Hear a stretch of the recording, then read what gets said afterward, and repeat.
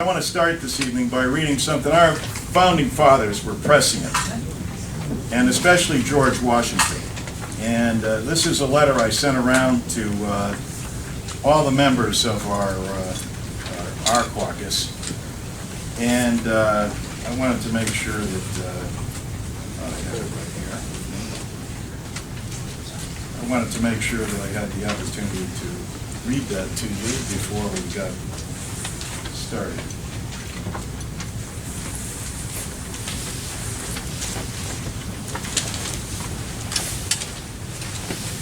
This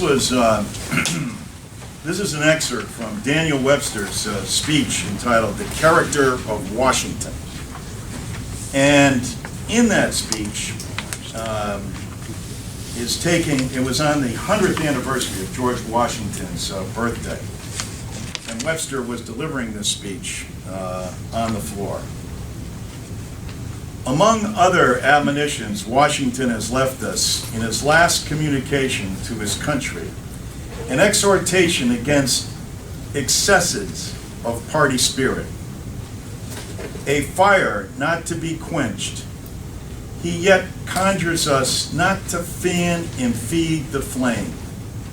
Undoubtedly, gentlemen, it is the greatest danger of our system and our time. Undoubtedly, if that system should be overthrown, it will be the work of excessive party spirit acting on the government, which is dangerous enough, or acting from within the government, which is 1,000 times more dangerous. For government then becomes nothing but organized party.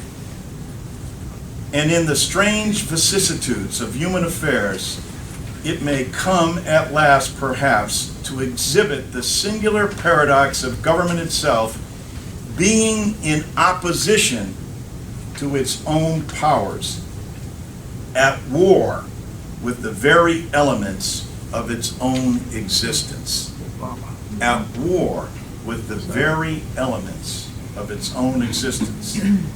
Such cases are hopeless, as men may be protected against murder, but cannot be guarded against suicide. So government may be shielded from the assaults of external foes, but nothing can save it when it chooses to lay violent hands on itself. I submit that that's what's happening in Congress today, and that Washington was very prescient.